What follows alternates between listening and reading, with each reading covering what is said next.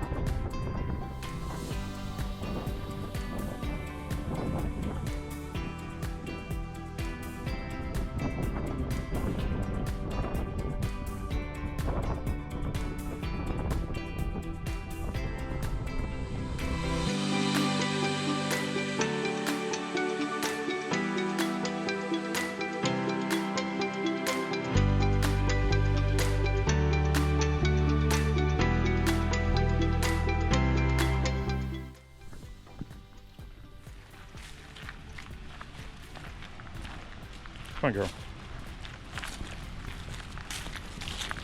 Let's go, girl. Okay, hiking the Gorge Trail at Taganic State Park to go see the falls. Hiking up the Gorge Trail. These are the falls that we're approaching, the lower end of the gorge.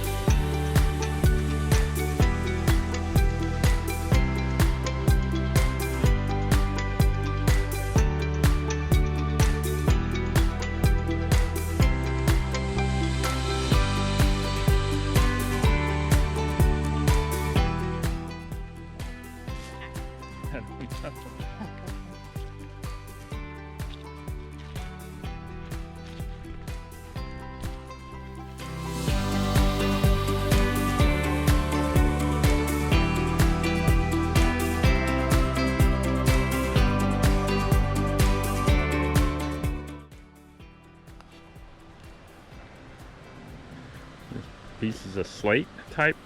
I think it's shale. Shale, you're right. I know, it's just layers and layers of it, isn't it?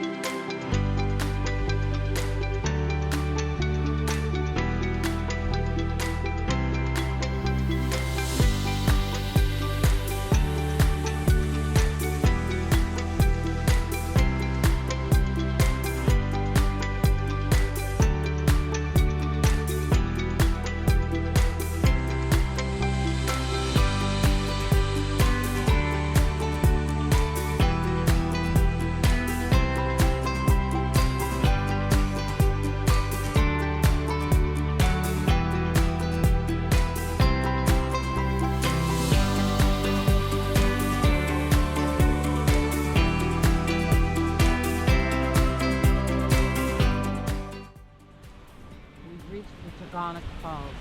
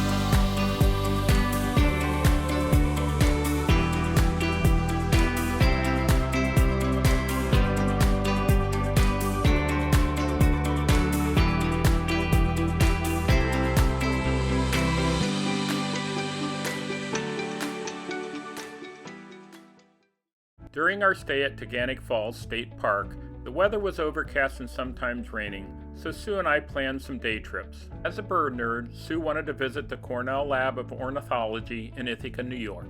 This is a hub for bird study and conservation.